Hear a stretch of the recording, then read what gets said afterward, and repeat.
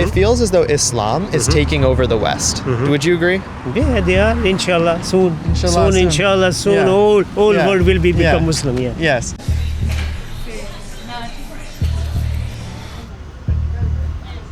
Take a look at this. These are two maps. I'm not going to tell you which one is Kabul and which one is Birmingham. I was reading how, like, in the 60s, there were only 1 or 2 mosques in Birmingham, and now there's over 200.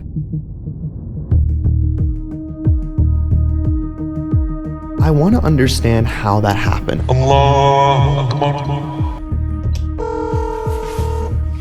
Hi, I'm from America and I'm a journalist and I'm looking to learn about Islam in the UK. Could I speak to somebody here? Welcome back to the Nate Friedman Show. I recently saw that in Birmingham you elected 13 Muslim councillors, and I was wondering, what would you like to see them do? Well, they have to represent our culture, our needs, our things, you know. Yes. If the Muslim councillor are there, so they're going to represent us better and they're going to get some more things for the Muslim people. Would you like to see London look more like Birmingham? Well, it's no problem if the people likes to live there, but the problem is because in London is quite expensive, then people is not affordable for the people, working class people. The business class people is all right because they got good money, they are living all right, you know. But most people who are working, they like to live in a good area, but depend on their income, you know. Do you think that the government should provide help for Muslims to live in London? I don't mind, you know, if the government do something for them. That would be nice, right? I don't mind, And I saw that they are doing that. And so when you're coming from another country, say Syria, I spoke to some of them, and they said that we're actually getting government assistance. Do you think of course they do. They do, yeah. Do you think that they should do that more? Yeah, of course, they should, that's right. Especially the refugees, people who come from abroad, you know. Yes. And with the rise of Islam in Birmingham and all around the UK, would you like to see Sharia law be implemented in the UK? Well, that's what we want, you know. If they can do more, you know, what the Muslim laws are. So it's going to be good for Muslim people, and it's also for the all human beings, all the human peoples. The Islamic law is the best law in the world. And I saw that she just turned her face away from the camera. Are women not allowed to look into a camera? Well, they are not. They are not allowed to, you know, become in front of any person which is not mahram to the ladies. The mahram means she's not allowed to look at. Yeah, she's not allowed to look or speak with any Muslim, any person who is not mahram to the ladies. How can you implement Sharia law in the UK? What is the procedure that needs to be done? This is my own opinion because as the people. I'm saying, how can you do it? No, that's what I'm saying. Yeah, because as we got new councillor in the council, so same thing. If we got more MPs and all these peoples, they can raise their voice in the assembly or in the parliament. That what is the Muslim needs or what is the Muslim law or what they need it. So in that way they can try to adjust, they're going to put something in the influence on the government, and the government can then put that things on. So I'm trying to become a scholar of Islam, actually. I'm starting to read the Quran, and I'm almost done with it. One of the interesting things I was reading is that, you know, if your wife messes something up, you don't like it, you tell her you did something wrong, and then you separate from her bed. But thirdly, you may strike her. Is that right? Yeah, it is. You have to give her a chance. Give her a chance. That's what the Islam says, you know, you have to give her a chance to reform herself if she's making something wrong. And at the end of the day, if she's not listening to you, or if she's not doing, or she's doing against the Islam, or against the rules of the Islam, then you can... Here's the Quran verse. It's chapter 4, verse 34. First, advise them. Then, if they persist, forsake them in bed. And finally, strike them lightly. This video only gets crazier from here. So for people that are concerned about Sharia law, like one of the things is like if you steal something, you get your hand cut off, right? That's right. Is that correct? Yeah. Okay. Do you think that should be implemented in the UK? This is not only in UK, you know, I think this law, if we been implement any countries, I think the crime will become very low. That nicking things or stealing the things from the other people's, it will be stopped. So this is Green Lane Mosque, right? Yeah. Okay, so at this mosque, I watched a clip of an Imam instructing men how to stone their wife. There's a clip of it. Yes, there's a clip of it. He goes under. Do you want to see the clip of it? Yeah, sure. See, I don't believe that somebody is telling that you should stone to your wife. Here Unless there is another thing. Hold on. Might be I'm wrong. Yeah. Yes. There is a punishment for the woman. Yeah. If she do the adultery. Yes, correct. That's exactly what it's for. Okay. Yeah. Yes. This is. And then it's okay. This is for the adultery if she is doing something wrong. Yeah. She's unfair relationship with another Muslim man. Then she is allowed to do the sangsar. We call him sangsar. So he's allowed to bury her waist deep, right? Yeah. No. They have to. Stone. Throw the stone and kill him with the stone. Kill him. Yeah. That's what he says here. Okay, so that's okay. Yeah, that is because if she do something wrong, that's what means. If she is doing unlawful sex with any other wrong person. Right. This so is the if Sharia law is implemented in the UK, all people who cheat, all women who cheat, should be killed. They shouldn't cheat. That's what Islam says. That's what they say. Yeah. That's what the Islam says. Women are not allowed to have a relationship with any person unless she is married with that person. So my impression, it feels as though Islam is taking over the West. Would you agree? Yeah, they are. Inshallah, soon. Inshallah, soon. All world will become Muslim. Yeah. Yes. And why should the whole world become Muslim? Because when they're gonna know the reality of the religion of Islam. Yeah. Because this is the religion, everything is give the protection to the human beings. They like it, and that's why they will become Muslim. Why do you think a lot of terrorist organizations are Islam? Why is that? They are not Islam. They are just only using the name of Islam. Otherwise, Islam is a peaceful religion.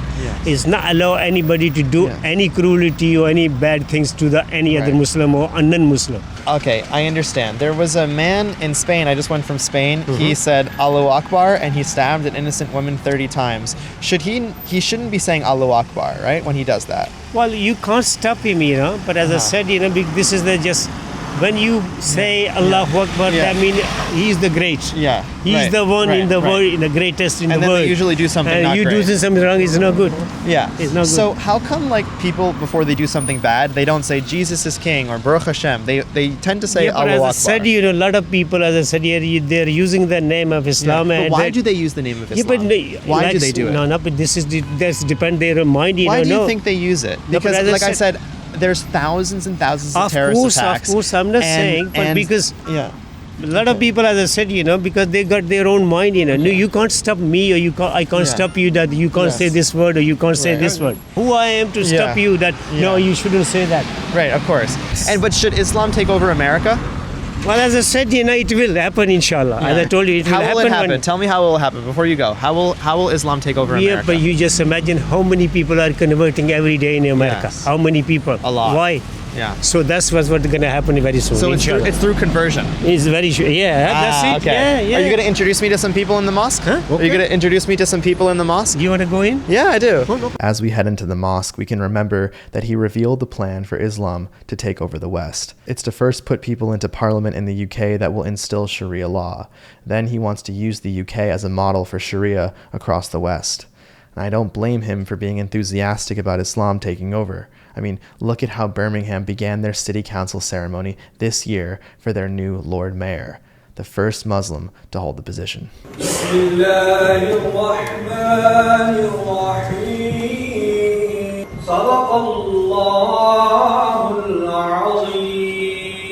Ask yourself if you want city council meetings to begin like this in America. When we discussed how it's permissible to beat your wife according to Islamic law, it wasn't just about some verse in the Quran or what's happening here in Birmingham. This ideology is creeping its way into America. Listen to this Imam in Michigan, Mohammed Kazwini, instruct people on how to beat their wives. You're allowed to hit without having, this might sound funny to you, but just get the idea here, without having your armpit exposed.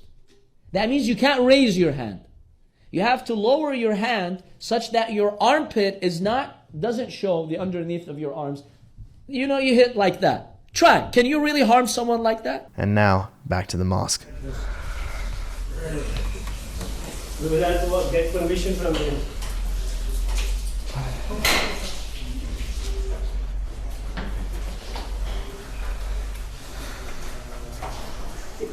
Take my shoes off. Hey guys, you alright? Hi. Hi, Nice to meet you. Okay. So tell me what exactly you want to do. Do you want to speak to someone specifically who works in the masjid, or do you just want to speak to any person? I spoke to him. He's wonderful. He's my son. That's my father. Oh my God, no way. Okay, that's amazing. We have lots of people. We have like schools and all sorts of like people come through, and you have a lot of like even like the local councillors and stuff come through. It's just they can't do it without it actually being organised through the correct channel, so to speak. So they wouldn't really allow anyone to just kind of like come in and record something. You said there's schools here, right? Yeah, so we have a lot of local schools come and they'll come into. They'll have like Does it include Does it include public schools and private schools? Yeah. Both. I mean, whatever schools come. Yeah. Whoever's booked it. So whatever schools. Okay, so public schools in the UK are going to a mosque where they do Sharia lectures. That imam who instructed men on how to stone their wives still works at this mosque, Green Lane Mosque, and taxpayer funds are used to send kids to this mosque. Let that sink in. And here's the clip of him actually saying that. This is what I was going to show him until he just admitted that that's what they're saying. Her that she is punished and she is stoned to death. And according to the Sharia again, when it comes to women, there must be a hole dug in the earth, in the ground, and she must be covered up to the half of the body. At Green Lane Mosque alone, more than 40 schools across the UK took part in its school visitation program in just 2 years. State-funded schools in the UK are legally required to teach religious education, and that curriculum has to include Britain's major religions, which now include Islam. Private schools educate about 6% of UK children, so when we're talking about mosque visits, it's the taxpayer-funded school system that's doing it. He also mentioned how local counselors are going through this mosque, which is no surprise considering this is what celebrations looked like after Birmingham's elections. You'll notice that you don't see any women. Now it was time to leave the mosque and get someone else's opinion on this guy's statement of, Inshallah, Islam will take over the West soon. Is that really how people think here? As I walked through Birmingham, I struggled to find just one person who looked like me. Less than a mile away from me is Small Heath Park, where they did this demonstration. Now does this look like England to you?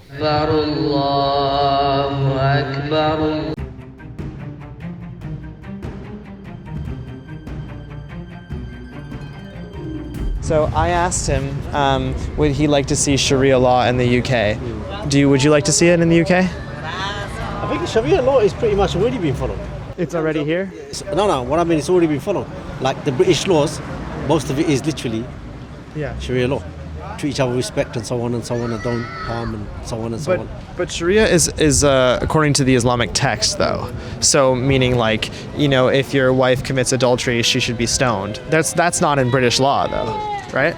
So you're only going to concentrate on that and ignore the rest of the good. You guys will constantly come and say Islam, Islam, Islam, Islam, because you've been pre-programmed. Well, you say by the British media. You say you guys. I'm not a guys. I'm an individual. What you've done, because you're pre-programmed. You've heard it on the news, they're like Sharia law is bad. But you're saying sir, with all due respect, I spoke to a man outside a mosque whose son runs it, who told me that inshallah, Islam will take over the West and the world. So can I ask you about that? Can I ask if you want that? What's the fastest growing religion in the world right now? It's Islam. Okay. And has it been spread by the sword, which the West claims? Mm-hmm. No, it hasn't. In this country, has anybody know? People come learn. Yeah. And they're like, oh, hold on. There's actually a lot of truth in this. Yeah. And then they convert. There you go. Okay. So I am not saying that they're doing it by the sword. I'm just asking you, do you support Islam taking over the world? Would you like to see the world become Islam? The world will eventually become fully Muslim. It will. Yeah. You see, he feels like it's irrelevant to say whether or not he supports Islam taking over because he considers it a certainty. Now, I never expected that perspective when I arrived here, but when you look at the before and after of Birmingham, you realize why people here might have that mentality. That's why I'm going to ask people here what they think of this old footage of Birmingham. Watch this.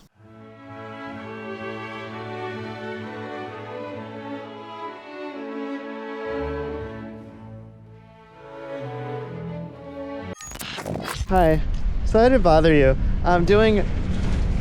And I was wondering if I could ask you a question or two? Sorry. Is that okay? What language do you speak? No, Bengali. Bengali?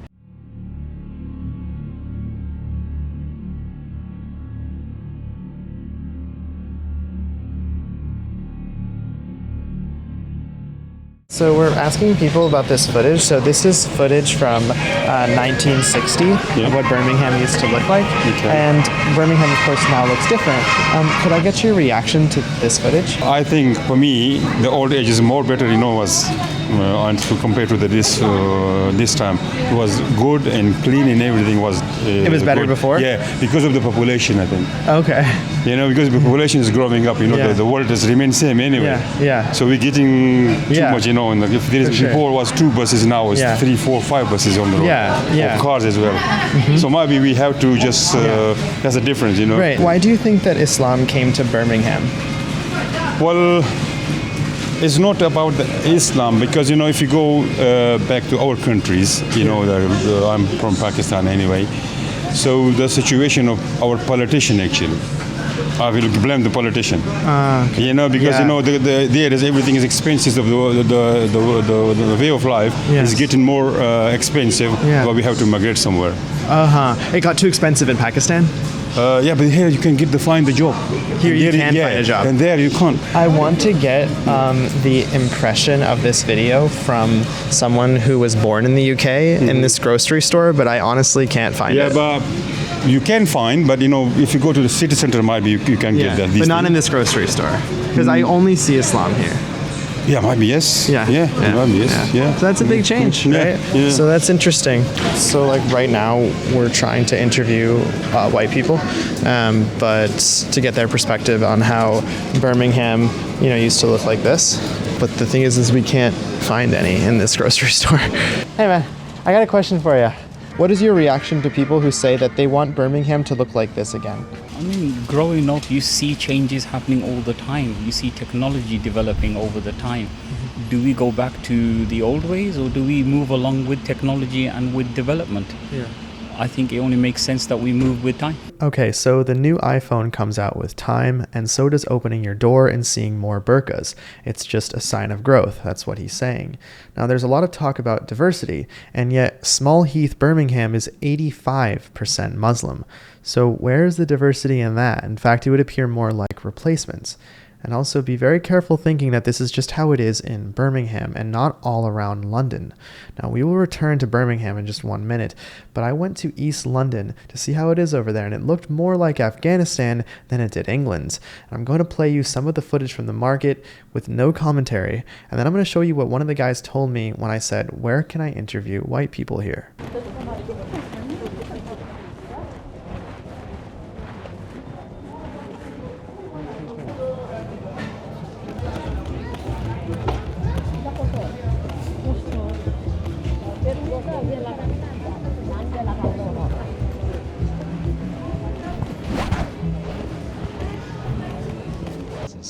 You have a subway, and then you've got to make sure that the subway is halal. Yeah, so many people think that London is Big Ben and Tower Bridge and stuff. Yeah, no, this is London. That's the voice of Ivan, a jiu-jitsu champion who reached out to guide me through East London and help keep me safe. He's known as the Batman of London and is often performing citizen arrests. Definitely consider following his work. They can feel that you don't belong here.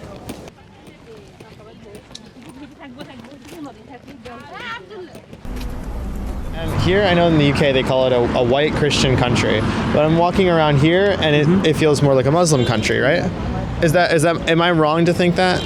I would say it's more of a multicultural, multi-faith rather than Muslim or Islamic. Yeah. Honestly, but if we just look around, can you find? I mean, besides he's my friend, but could we find another white person? We don't see one right now. Yeah, it depends. If you stand here for a few minutes, you would.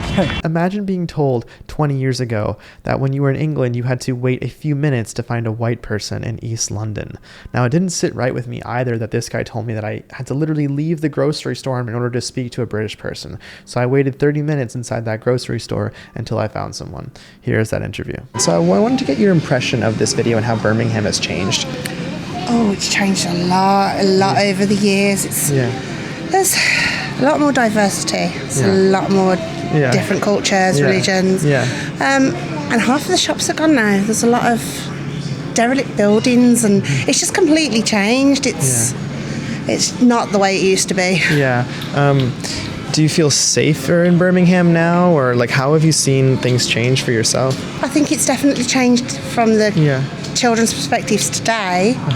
I wouldn't feel safe with them walking around or doing anything really until they're that bit older till they can make their own mind up. So how did this all happen? Well, they were invited. Not only were they invited, but they were offered luxuries that people work their entire lives for. Yvonne and I went to Canary Wharf, where they housed migrants in massive luxury 4-star hotel overlooking the water. Yeah, when you cross the channel on the boat, they put you in here in a 4-star hotel and give you like 3 meals a day and allowance. And this is the hotel, right? Yeah, you see the entrance. Like they've created a wall. Yeah. So you can't even jump the wall. They have a CCTV as well. All walled off. You see? Yeah. Everything is boarded off, making it difficult for both taxpayers and tourists to know what truly happened here. So I ran into this man who wanted his face blurred because England is at the point now where Brits feel genuinely afraid that they'll go to jail if they speak out against Keir Starmer. And the UK has arrested over 12,000 people over social media posts in just 1 year. Now here's the truth of what happened here from a local. I'm from America. I'm doing a YouTube video, and this building here, like, it's totally closed off. This hotel. It used to be a hotel. What is it now? It's a still hotel, but they closed it down because there were immigrants there. Okay. So they put immigrants there, and then probably they ran down the place. Yeah. Now it's nothing. So, did your neighborhood change when these migrants came in? Yeah. How so? Can you share with us? We can't believe what's happening here in the UK. Like, we're shocked. Well, imagine it's a 4-star hotel, 600 rooms. Yeah. And they put immigrants there, that arrive on the boat. Right. And that's it. There were lots of protests here, but finally I think they removed them. And now it's just... They had food, camp, like phones, everything paid for? Yeah, they were getting 48 quid a week, NHS service, and a mobile phone. I mean, this is a gorgeous building overlooking the water, right? Yeah. They were going like that. Why did they choose this building? Because it's nice. That's crazy. All right, anything to share about that? That's Keir Starmer, huh? There were, you can't believe what was going on here. The group, the WhatsApp group was like 5,000 people. Everyone was freaking out in the WhatsApp groups. Yeah. Because those immigrants, they were going to Tesco over there, helping themselves with cigarettes and vodka and whatever. The security was standing put. Crazy. All right, well, hang in there. I hope things change. Well, now they run down the building. It's obviously you can't put tourists there anymore. Tourists in there, yeah. What do you think? By the way, last question is I don't. Being from America, I'm very confused by your political system, how you have so many parties, but what do you think about Reform winning so many seats? They are targeting this kind of things. Okay, yeah. They're a bit, maybe radical is not the right word. He was not interested in speaking about his personal politics, but we can see that Reform, which is UK's centre-right party, won over 1,200 seats in these past elections, giving them control of 10 councils. And Labour, which is the UK's left-wing government, lost over 1,100 councillors and 28 councils. So a tide is turning there. But what does the future actually look like? Well, Kalshi has Reform in the lead with a 38% chance to win the next general election. Winning the election here refers to winning the most seats in the next UK general election. Now, the next part of this video is perhaps the most significant. When I first arrived at Birmingham, I noticed something odd in the train station. A sign showing where the prayer room is, but they call it a multi-faith room. And when you actually get into Birmingham, they are much more honest and just call it a prayer room. Now, this was my view sitting inside a fried chicken halal shop in Birmingham, surrounded by Muslims, and instead of a larger bathroom or more dining space, there's instead a prayer room. So back at the train station, I was curious if I could interview someone in the prayer room. And so I went in. The conversation you will see now will show you what is to come, not just in the UK, but in the United States and across the West. This will be shocking. Are you from Birmingham? I'm from Birmingham. Yeah. All my life. All my life, okay. And have you seen like an increase in mosques and stuff here? Yes. Yeah. When it comes to mosques, I've seen pubs converted into mosques. I've seen so many things. Many mosque developments, mosques are getting bigger, and people are donating huge amounts for their mosque to get bigger and bigger and bigger. And the Muslim community is getting bigger by the day. When it comes to even Muslims coming to the country, and even people that have been born and raised in this, like white people, for example, they're also converting. Light-skinned people as well. I've seen so many of my co-workers. I've been doing sales for a long time now, about 10 months now.